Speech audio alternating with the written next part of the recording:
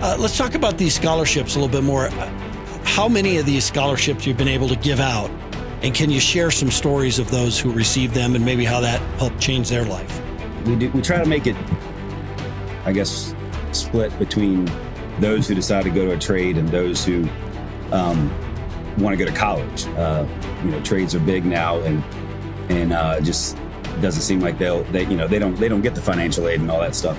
So they got to go out and buy tools and things like that. So we offer two to someone going into a trade and two going to college. Like I said, the trade ones really help them out because, they're able to take that, either use it on, classes or tools or anything they need. It's just another way for us to give back to our community. And, hopefully they'll come back and want to be a part of our group once they're out of college and all that and help the same way we are. Americans are capable of achieving extraordinary things when they have the freedom and opportunity to do so. This is American Potential. Well, thank you for joining us for another episode of American Potential. How much do you help your neighbor out? How many of your neighbors do you know by name? In a world where we're more connected online than ever before, it's easy to lose sight of the real-life connections right in front of us or in our own backyard. Being part of a strong local community is one of the most important things we can do for ourselves and others. Communities are where life happens, where we find belonging and purpose and the opportunity to make a difference in someone else's life. One community in Virginia started out as a simple neighborhood watch program, but it's grown into something much more. They've grown to find ways to serve their neighbors by stepping in when needs arise, whether that's helping a family move furniture, delivering firewood to keep a family warm in winter, or organizing large community events that bring people together. But they didn't stop there. They've gone further by investing in the next generation, offering scholarships for college or trade school to help local youth. Now, this kind of connection doesn't happen by accident. It happens when people recognize the value of community and commit to strengthening it. Being connected means having people to lean on during tough times and celebrating with those same people during good times. When we take the time to know our neighbors and invest in the place we call home, the positivity affects the entire community. For today's episode, we have two guests from this community in Virginia, and the group is called Hanover Patriots. I want to welcome Chad Porter, who started the group, and Ben Teller, who was a recipient of one of the scholarships. Chad and Ben, thank you both for being with us. Thank you for having us. Yeah, thank you very much for having us. Yeah, you bet. So, Chad, let's start with you. After doing the neighborhood watch, how did you grow into doing events for the community, and what are some of the events you hold? We kind of started off with a fellow Patriot. He kind of figured we'd gotten so big that we needed to keep doing something. So we started thinking about things we could do, and first thing that was coming up was Halloween. So we kind of put our heads together and came up with doing a trunk or treat at a local parking lot. So turned out we had 2,000 people ready to get out of their house and show up, and we were not ready for that. Okay. So that kind of made a light bulb go off that, hey, the community wants this, so let's keep going. And then we did I think the next was a Santa breakfast, and then we did a Easter event. And every year it just keeps getting bigger and bigger. I think we had close to 5,000 people at this year's trunk or treat. That's amazing. So your very first one was a trunk or treat. Correct. And tell me, let's talk about that one a little bit. So were you overwhelmed by the number of people who showed up? Yeah, it was 2020. It was right during COVID. And sure. So people wanted to get out. I just had no clue how many. So we just invited a bunch of people to set up their trunks. And we had a line, just a huge line. So we had people run into CVS, Walmart, Kroger, just going to grab candy. And, we were new to this, so we didn't really have any money or anything, Sure. as a group. So everybody was just putting in and making trips, and we made it through it. But yeah, we were expecting maybe 200 and we got like 2,000. Wow. And how many did you say came to this last trunk or treat? So they were estimated around 5,000. Now that's not all kids. There's a lot of parents and stuff. But, sure. Well, parents need candy too, by the way. Yeah. So we kind of set it up as an event for everybody. We have food trucks, we made it. It's really big now. Yeah. That's amazing. How big's your community, by the way, overall? I think in Hanover, there's like 100 and some thousand people. I know that the schools are around 17,000. Wow. Could be off. I can't remember the exact words. I could be getting them. Yeah. So, but just on this trunk or treat event, you're talking about, maybe 5,000 people in a community of 170,000 people that's showing up. That's pretty big. That's a pretty big deal. Yeah. And it's most, so we have our county stretches pretty far. So like out in the rural places, they might not know about us as much as right here in Mechanicsville where, most of the schools are and stuff. Yeah. We talked about trunk or treat, but talk about some of the other events. I want to give people the idea, right? If they're sitting around with an HOA that, really isn't doing anything or think, man, how could I do something here? Give an example of some of these other events that you've been doing, Chad. So the one after that, we do a Santa breakfast. That's coming up. We have that on the 14th and the 21st of this month. And does the real Santa, the actual Santa, show up to that? Yes. Wow. The kids have actually come up to us and said, how in the world did you get the real, or said to their parents. Their parents told us, how'd they get the real Santa? Yeah, he's real. Yeah, obviously, and he shows up in Hanover. That's exactly awesome. Okay, so you split up. So tell me about that event. So he shows up, does breakfast, kids come, right? We split it up into two days because it's kind of hard to squeeze everybody in one day. And, it stops around 12, starts at 8. We'll serve pancakes and sausage and, drinks, coffee, orange juice, milk, all that. So they kind of come in, sit down, eat. And then last year we were at this location that had a balcony. So he would come out and talk to the kids, while they're eating and, kind of tell them that he'll see you in a little bit. And then he would go downstairs and then they would go through, we'd have, princesses, like Disney princesses. Come to it. And it was a great event for the kids. Yeah. Generally, are the kids in Hanover good? I mean, are they good kids? You probably have a few kids that aren't very good and don't get much from Santa. But so actually, no, I mean, my wife's a school bus driver and I haven't heard any bad things. Ooh. So I bet your wife does give intel to Santa. Like, is she one of the people that talks to Santa about who's been good and who's not been good? I hope not, because then I might be in trouble. Well, I mean, I understand that for you, but for the kids on the bus, I would think they'd probably want to be good on the bus. I don't know. Yeah. Of course. Okay. All right. Well, those are pretty amazing events. And to think that this all just kind of started, through your efforts and has grown to this. Let me ask Ben. Ben, when did you start sort of volunteering for Hanover Patriots? And what's been your favorite event to volunteer for? So the first event I ever did with the Hanover Patriots was last October. 2023, I was helped out with the trunk or treat. I got started out since my girlfriend's mom is on the board with Chad, and she kind of roped me into it. And ever since then, I've helped out with the Easter egg hunt this early spring. I did the Santa breakfast of last year and this year's trunk or treat as well. I definitely think the trunk or treats are a lot of fun, and so was Easter. But I think the Santa breakfast was the most fun because you really get to see throughout all the 45-minute seatings with kids eating breakfast with their families and spending time together. And they get to go see Santa, which is always fun. The real Santa Claus is ridiculous how they can get him. I know. It's crazy. But I just think watching them have such a good time with their family and making those memories is my favorite event is the Santa breakfast for those reasons.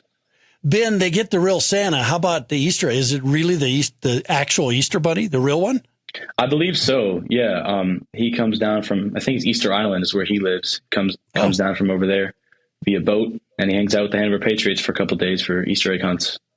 It's kind of amazing that, I mean, it's just a small community, right? Mm-hmm. And yet you have the pull to get the real Santa and the real Easter Bunny. The Hanover Patriots just have some great outreach, I think, is the biggest thing. Obviously. Well, you've built a name for yourself. I mean, this isn't an ordinary group.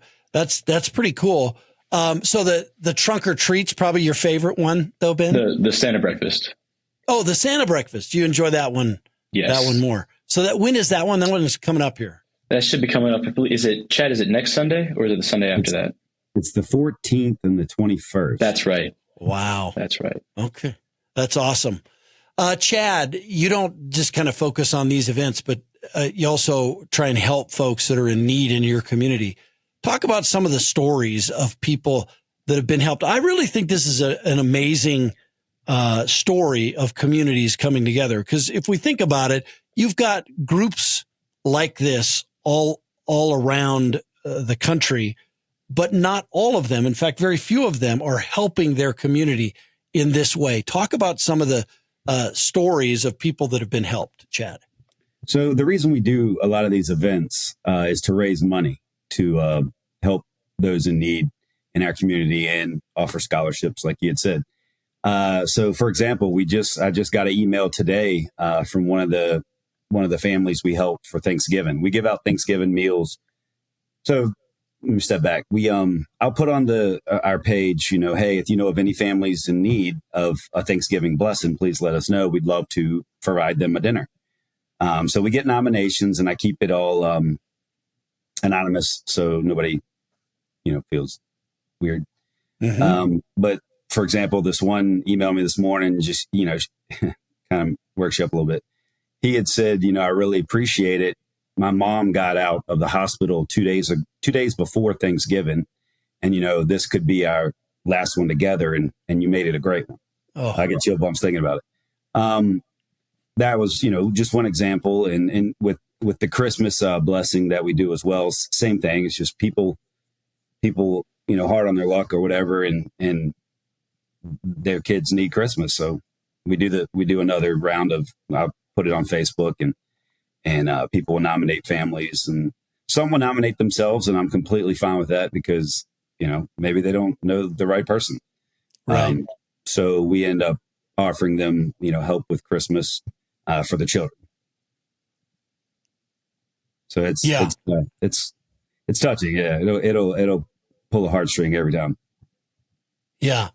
And by the way, I'll tell you something. My church does something that I'll share this idea with you. It's somewhat similar to what you do, but they do an Unwrap Christmas event where they find families in need, and then they find what the kids in those families want. So they probably get it from the schools or, which families need that.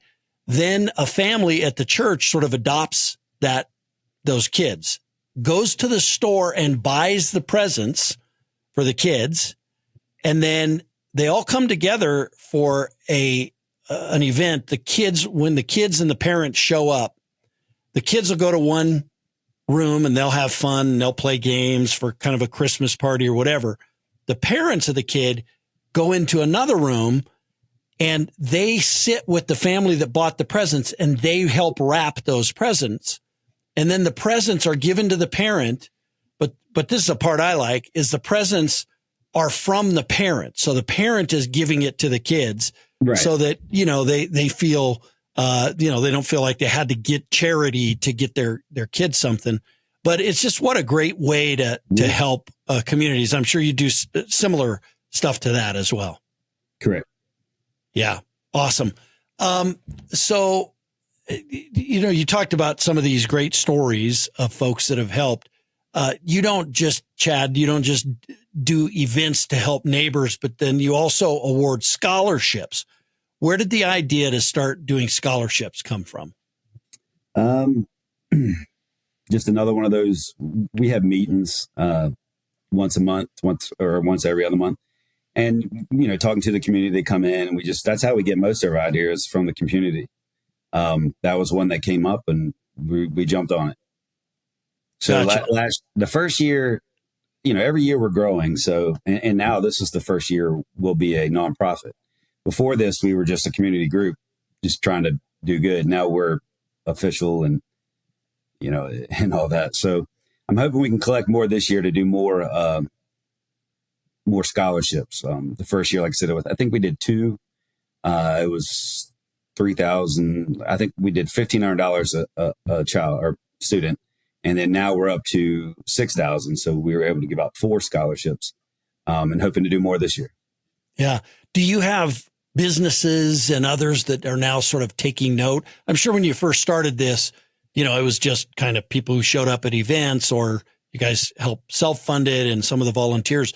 But I assume you're now getting enough attention that you're getting businesses in the community and others that want to use you as a conduit to helping people in the community.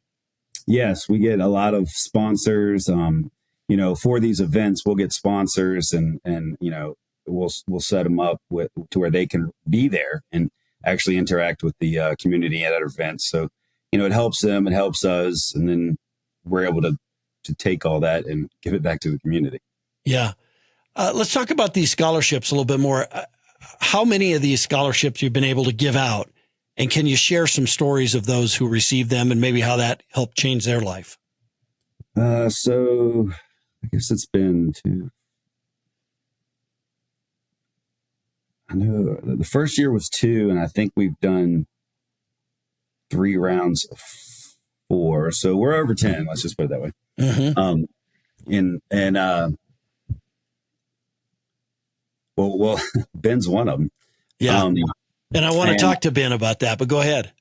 Yeah. So we try to make it, I guess, split between those who decide to go to a trade and those who want to go to college.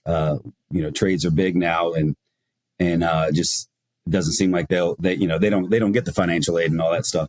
So they got to go out and buy tools and things like that. So we offer two to someone going into a trade and 2 going to college.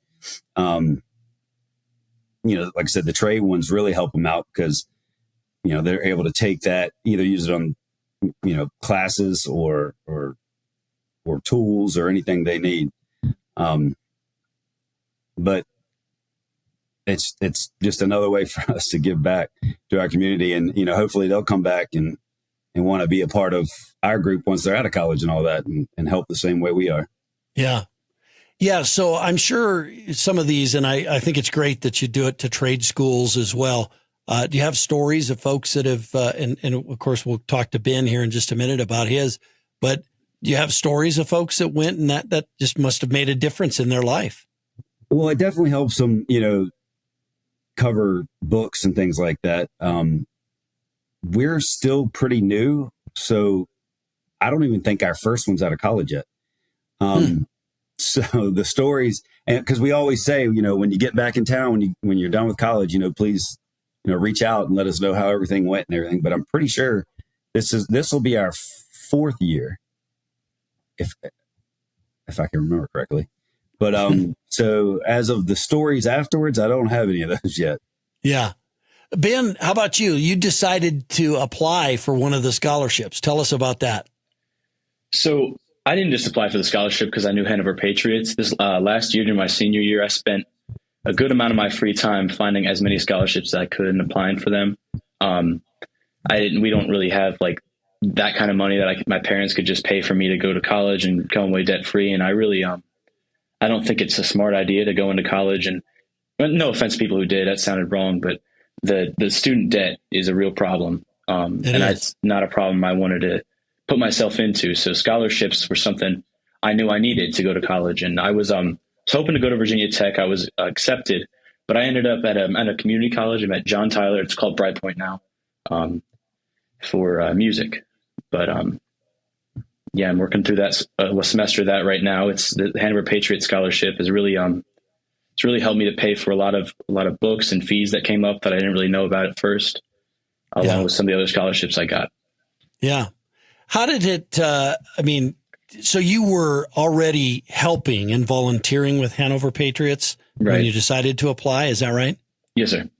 So how did that, talk about that? I mean, there's probably not a ton of people who who are awarded a scholarship, but who also were volunteering. I mean, you saw this as an opportunity to give back. I mean, what made you decide you wanted to volunteer in the first place?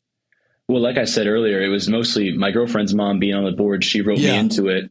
And, I mean, that's not the best reason I could say is because I wanted to give back to the community. But once I was, pushed into it by somebody, I really saw that it's a great cause, and giving back to the community is a good thing everyone should try to do. So I've continued to come back to as many events as I can.